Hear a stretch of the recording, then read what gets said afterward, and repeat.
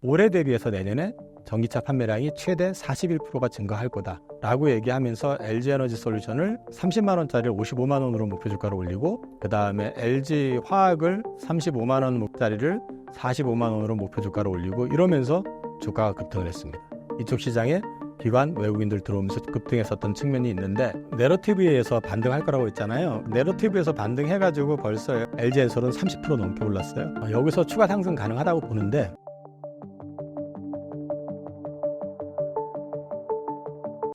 2차전지 업황 분위기는 어떤가요?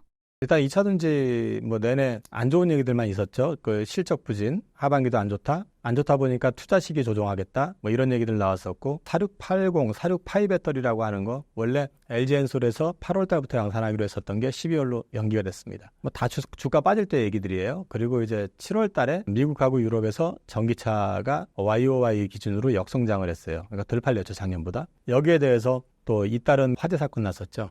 인천도 났었지만 포르투갈, 한국에서 났었죠. 또 미국에서는 잘 달리던 테슬라 트럭이, 사이버 트럭이 고속도로 당해서 불났었죠. 이런 것들 때문에 2차전지 하면은 학을 떼고 이런 분위기가 잠깐 있었는데, 갑자기 그때부터 바닥을 찍고 돌아서는 분위기 나왔었잖아요.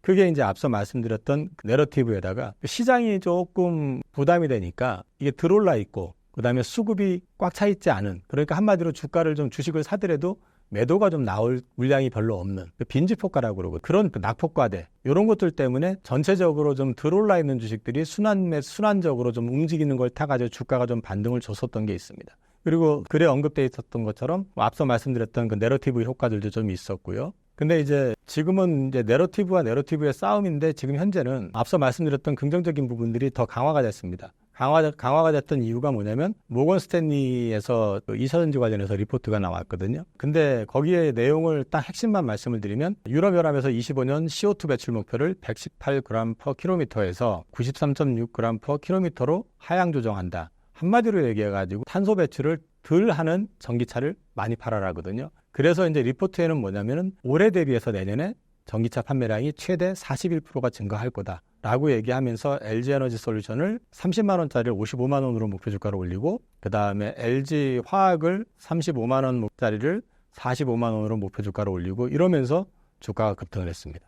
이쪽 시장에 기관 외국인들 들어오면서 급등했었던 측면이 있는데, 요거와 관련해가지고는 제가 읽어보고 고민을 많이 했는데, 두 가지 고민이 있어요. 뭐냐면, 모건 스탠리가 이 앞서 가지고 내었던 게 뭐냐면, 반도체 정점에 대한 대비를 해라 라는 리포트가 나왔었어요. 그리고 그 전달에 반도체에 대해서 모건 스탠리는 매도 쪽으로 사인을 줬고요. 그리고 이번 2차전지 롱을 매수 리포트를 냈는데, 이거를 갖다가 100% 액면대로 믿어야 되느냐, 그런 생각. 그게 어떤 의미냐면은, 여기 지금 나와 있는 것도 25년도에 전기차 판매량이 최대 41%가 늘어날 거다. 이거는 일단 경기에 대한 고민은 없는 거죠. 경기 좋을 거라고 전제해서 가는 거고, 두 번째는 그러면 이제 거꾸로 저도 개인적으로 고민하는 게, 이렇게 갑자기 25년에 폭발을 할 걸 알고 있는데 그럼 지금 왜 안 팔려? 그리고 전기차 업체들, 자동차 업체들이 왜 갑자기 파는 걸 지금 줄이려고 그러냐, 이런 부분에 대한 고민도 좀 있거든요. 그래서 저는 이 방향은 맞다고 생각을 하는데, 약간 부풀려진 느낌도 좀 있다, 이제 그런 느낌을 좀 갖고 있고요. 어찌됐든 간에 이 리포트가 또 한 단계 더 올라가는 데는 우호적인 역할을 해준 거 아닌가, 그렇게 보고 있습니다.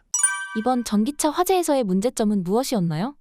일단 청라 사건 같은 경우만 보면은 전기차가 완전히 전소가 돼버려가지고 원인을 파악할 방법이 없답니다. 근데 이제 기사나 이런 것들을 보면, 여기 밑에 기사를 붙였지만은 BMS, 배터리 매니지먼트 시스템이라고 해서 배터리의 상태를 관리해주고 알려주는, 이게 지금 운전자한테 접수된 게 없었다고 하는 얘기를 차주가 얘기하는 걸 봐서 거기에 문제가 있지 않았을까라는 추정을 하는 것 뿐인데요. 근데 이제 이것도 사실은 불나는 경우가 여러 가지가 있거든요. 이거 단순히 이거 하나만 있는 것도 아니고, 배터리 때문만에 나는 것도 아니고요. 예를 들어가지고 EV6 얼마 전에 화재 났었던 거는 배터리 불량으로 나왔거든요. 배터리 셀에서 일부가 불량으로 나왔는데, 이 부분에 대해서는 앞으로 전기차 시장이 확산이 되기 위해서는 어떤 식이든 이 시장의 불안감, 이런 것들을 조금 단속을 좀 하고, 이렇게 걱정을 좀 많이 좀 가라앉혀 줄 수 있는 방법을 좀 찾아야 될 것 같고, 그런 맥락에서는 지금 현대기아가 최근에 BMS 시스템 관련해가지고 적극적으로 어필을 하면서,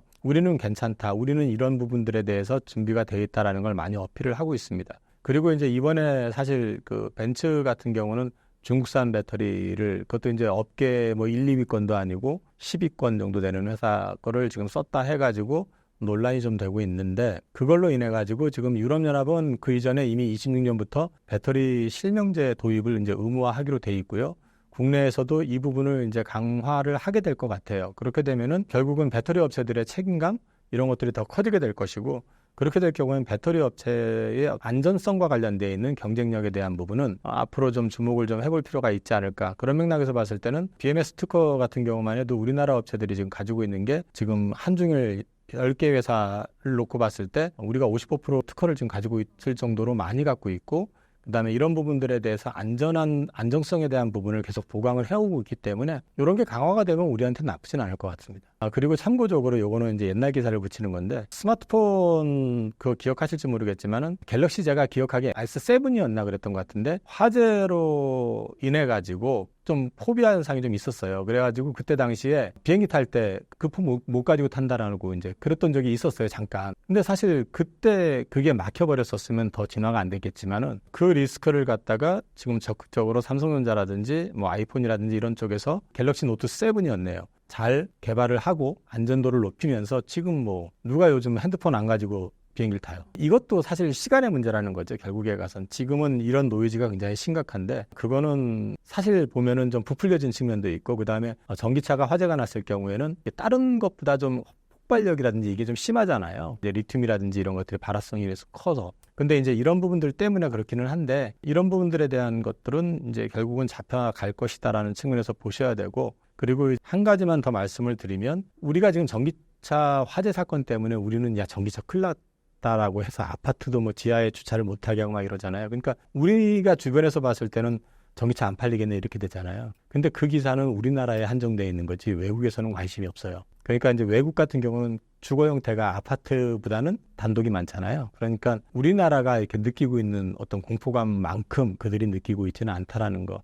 그래서 전기차 시장의 성장에 그게 방해가 될 가능성은 좀 제한적이지 않나 싶습니다. 중국산 배터리와 국내 배터리의 차이점은 무엇인가요? 한국산하고 중국산 배터리의 차이는 중국도 이제 NCM을 한다고 그러지만은 하이니켈 쪽이 아니고요. 우리는 이제 주로 하이니켈 배터리 위주로 가지만 중국은 주로 LFP 쪽으로 갑니다. 그리고 BMS 관련해 가지고 특허 쪽 관련해서는 우리가 앞서 보여드린 것처럼 한중일 상국 기준으로 했을 때 55% 우리가 갖고 있지만 중국 같은 경우는 CATL 정도 외에는 그 밑에 하위 업체들은 그쪽에서는 이렇게 비중이 크지 않은 것 같고 원자재가 관련해 가지고 이제 우리는 탈중국을 지금 이슈로 해 가지고 하고 있지만 사실 아직까지 탈중국이 제대로 돼 있지는 않아요. 그래서 이제 많은 부분에서 우리가 이 부분을 고민을 해야 되는데 중국 같은 경우는 이제 글로벌 원자재 시장을 장악을 하고 있잖아요. 여기에다 정부 보조금을 주고 있잖아요. 그러니까 중국 시장은 굉장히 크게 그 마켓 사이즈도 크지만 정부 보조금에 뭐해서 저가로 크게 키우고 그거를 세계로 밀어내는 그런 분위기가 있는 반면에 우리나라는 이런 보조금이 없이 성장을 해왔고 북미 쪽에서 이제 배터리 관련해 가지고 이제 보조금을 북미에서 좀 받고 있는 거잖아요. 그래서 이제 이런 부분들 차이가 조금 있다. 물론 우리가 차 살 때는 이제 보조금이 나오긴 하죠. 그리고 우리나라 배터리 업체들은 한국 말고도 유럽연합이나 북미 쪽으로 좀 공장을 진출해서 이미 가동을 하고 있고 또 이제 25년 되면 본격적으로 가동되는 것들이 많아지는데 중국 같은 경우는 중국 현지 외에는 지금 공장이 유럽연합에는 일부 들어가 있는데 아직 정상 가동은 아니에요. 그래서 이제 그것들이 아마 25년부터 아마 가동이 될 건데 가동을 하면은 그 다음번에 맞춰야 되는 건 수율이거든요. 근데 수율을 맞추는데 우리나라 업체들도 2년 이상 고생을 했거든요. 그래서 아직까지는 중국이 현지외에서 정상적으로 가동되고 있는 배터리 공장은 없는 걸로 알고 있습니다. 그 정도 차이가 있는 것 같습니다. 배터리 실명제 도입 시 국내 배터리 업체에 미치는 영향은 무엇인가요? 일단 그 전기차 실명제라는 게 이제 배터리 실명제라는 게 원산지하고 업체를 공개하는 건데 배터리에 대한 책임을 좀 강화하기 위해서 한 건데 이번에 이제 화재 사건 때문에 우리나라에 지금 진출해 있는 업체들 같은 경우는 배터리 제조사들을 다 공개를 했어요. 지금 옆에 표에 나와 있는 그 그림을 좀 보시면은 현대 같은 경우는 지금 보시면은 거의 국산을 지금 쓰고 있다고 보시면 되고요. 지금 아마 CATL 거, 코나가 아마 CATL 거 들어가 있는 것 빼고는 다 국산인 것 같고, 그다음에 국내 그 진출해 있는 업체들 보면은 벤츠를 제외하고는 대부분 다 국산을 쓰고 있는 걸로 일단 나온 것 같아요. 그래서 이제 그 정도 나와 있는데 이게 한번 화재가 났기 때문에 배터리 여권을 도입하라 해가지고 국내에서 지금 여론이 굉장히 커지고 있는데 이거는 결국 가서는 그 배터리에 대해서 누가 만들었는지 그렇게 되면 배터리 업체의 어떤 책임에 대한 부분, 그리고 이제 그 배터리 업체의 안전에 대한 부분, 이런 것들이 부각될 수밖에 없잖아요. 그렇게 됐을 경우에는 아무래도 저 개인적으로 봤을 때는 여러 측면에서 봤을 때 우리가 명쾌하지 않은 우리 입장에서 봤을 때는 예를 들어 CATL은 좀 알죠, 그래도. 근데 이제 저는 파나시스 이번에 처음 들어봤거든요. 이런 회사들 거보다는 아무래도 신뢰가 더 가는 쪽을 많이 선호하게 될 거고, 그러면 이제 그게 예를 들어 가지고 현대차의 제네시스에 들어간다 그러면 엔솔인 제네시스라든지 뭐 이런 식으로 해가지고 이제 옛날 보면은 인텔 인사이드 뭐 이런 거 있잖아요. 컴퓨터 옛날 얘기죠. 이거 지금은 인텔 인사이드 별 볼 일 없지만은 근데 옛날에 이제 그랬던 것처럼 이런 제품 표준화에 있어가지고 국산 제품에 대한 선호도가 더 올라갈 수도 있다. 적어도 국내에서는. 그 다음에 또 한 가지 이제 외국에서도 26년부터 EU에서는 이게 이제 시행이 된다고 했을 때는 결국 그 부분에 있어서도 그 유럽 연합 내에서 소비자들 입장에서도 그 어느 배터리 걸 채용을 해가지고 만든 차인지에 대한 것들, 이런 것들이 이제 가격하고 이런 것들하고 맞물려가 선택을 하는데 조금 영향을 미치지 않을까, 그런 생각이 좀 들고요. 지금 제가 이 표 가져온 것들은 그냥 한번 보시라고 기사 이런 것들을 좀 했는데, 전체적으로 봤을 때는 이번에 벤츠 거는 좀 BMS 결함으로 해서 리콜도 좀 경력이 있었던 것 같고, 그런 그림이고요. 이게 지금 일단 그 오토기어라고 하는 이제 유튜브에서 화면 캡처해서 가져온 건데요. 보시면은 EQS 350 22년식 그 21년에 제조했던 거를 분해를 해가지고 보여주는 건데, 여기 이제 언급했던 것처럼 배터리 설계하는 데 있어가지고 뭐 여러 가지 면에서 조금 문제점을 지적을 하시더라고요. 제가 뭐 특별히 말씀을 드릴 건 아닌 것 같고, 내용을 좀 보시라는 측면에서, 대신에 이게 아이오닉 5에 들어가 있는 배터리 앞에 거하고 그림을 조금 비교를 해보시면은 확연하게 좀 차이가 좀 느껴지실 거예요. 굉장히 안전하게, 그 다음에 선도 깨끗하게 정리가 됐고, 외부에 흐르던 그 냉각수 같은 것들도 다 정리가 돼 있는, 그러니까 상대적으로 봤을 때 되게 안전해 보이는 느낌을 갖게 설계가 잘 돼 있더라라는 거를 보여줬거든요. 그래서 이제 이런 것들이 어필이 되면 될수록 앞으로 우리나라 이제 배터리에 대한 어떤 수요 이런 것들은 더 커질 수 있지 않을까? 그런 맥락에서 봤을 때는 저는 긍정적이라고 보고 있습니다. 배터리 3사 현황은 어떤가요? 삼성 SDI, GM 배터리 합작 법인 설립 등. LG 엔솔 같은 경우는 2분기 컨퍼런스 콜에서는 하반기도 크게 기대하지 마라 하면서 가이던스는 하향을 했는데, 최근에 하향했던 것보다는 좀 좋아질 것 같아 라는 뉘앙스로 얘기를 했고요. 그 다음에 앞서 말씀을 드렸던 것처럼 외국계 증권사인 모건 스탠리에서 목표 주가를 55만 원으로 올렸다. 이런 것도 좀 우호적으로 작용을 하고 있고, 내용을 좀 보면은 GM5 공장 그 3공장 이거 처음 셀즈인데, 이 3공장을 도요타용으로 지금 검토하는 것 같아요, 보니까요. 그래서 이제 그거는 기사가 났었고요. 그 다음에 엔솔에서도 재무 리스크를 감안해가지고 투자는 좀 조절하겠다는 얘기를 했고, 엔솔 뉴스로 보면은 46파이 배터리는 양산을 11월로 좀 연기했고, 그 다음에 전고체는 2030년으로 연기했고, 연기한 거는 안 좋은 것 같지만은 11월도 곧 다가옵니다. 그리고 현재 이 사르파이 쪽으로 해가지고 양산을 하는 데가 없기 때문에 어찌됐든 이게 그때만 된다 해도 나쁘지 않을 것 같고, 이거는 또 화재 리스크를 굉장히 줄일 수 있는 측면에서는 굉장히 나중에 봐서는 획기적인 어떤 제품이 될 가능성도 높다는 측면에서 먼저 양산을 실시한다고 했을 때는 LG엔솔한테는 굉장히 긍정적인 그림이 그려질 수 있다. 그리고 이제 주로 거래하는 업체는 테슬라, 르노, 현대 이런 쪽이 있고요.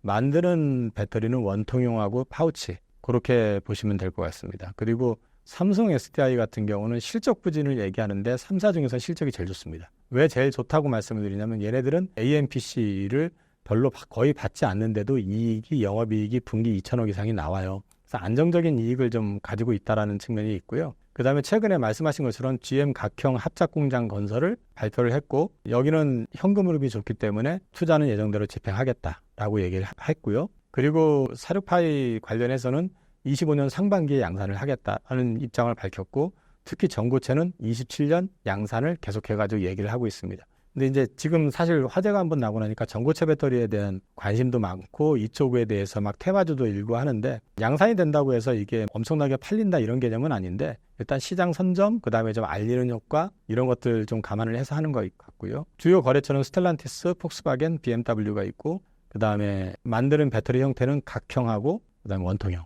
여기는 파우치를 안 만듭니다. SK온 같은 경우는 이제 상반기 실적 쇼크 나왔고요. 되게 어려웠었고, 근데 이제 최근에 하반기 들어와 가지고는 분기 기준으로는 영업이익을 낼 수도 있다라는 식으로 얘기를 하는데 굉장히 적극적입니다. 근데 이제 상반기에 특히 어려웠던 게 포드양 그 셀 공장이, 포드가 지금 그 판매량을 목표를 줄여버리고 이러면서 이제 가동 줄여버리고 이러면서 어려웠는데, 그걸 이제 현대차가 받아가지고 하는 방향으로 해서 현대차 쪽으로 물량을 납품을 늘려가면서 좀 힘을 좀 실는 것 같고, 최근에 포드도 정책을 조금 바꿔가지고 공장 가동을 좀 빨리 하고 그다음에 좀 많이 하겠다, 이제 많이 팔겠다라는 입장을 좀 밝히고 있기 때문에 올 뭐 4분기 영업이익 가능성에 대해서 조심스럽게 얘기를 하더라고요. 그리고 이제 재무적으로 아무래도 SK이노베이션 자체가 어려워지다 보니까 계속해서 SK온이 적자가 크게 나니까 최근에 SK ENS라고 하는 회사하고 합병을 했는데, ENS가 캐시카우가 굉장히 좁거든요. 돈을 많이 버는 회사이기 때문에 이 합병의 의미가 이렇게 될 경우에는 적어도 SK온이 자금을 조달을 하고 그다음에 성장을 해가지고 올라가는 데 있어서